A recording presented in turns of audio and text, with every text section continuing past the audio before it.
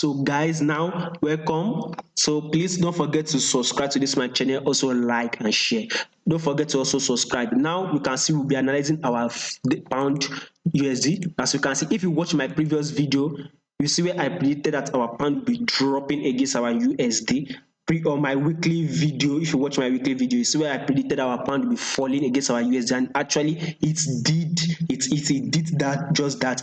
Now one thing about this week is that we would want to be having a reversal, then a continued drop. Actually, we are predicting a massive drop on our stick pound. So at least hit this our liquidity area here. That's exactly what we are planning to hit, because I believe our pound will actually drop to this our area here, which is about 1.21. Currently we are at 1.23. We are about 1.2. We are about 1.23. We are predicting our price to drop to 1.21. So we would want to be seeing a reversal movement, push up, then a continue fall. Reason is that we can see our US index. Now we've got to this our key area here. We've got to this our key level area here that I've just highlighted. We would want to be seeing a reversal, like a pullback, then a continue bullish move. Now we can see that our price has actually dropped on our pound. Definitely would want to be seeing a pullback, because I doubt if you just get another massive bearish move. No, we would want to be seeing a pullback, which will probably be bullish. We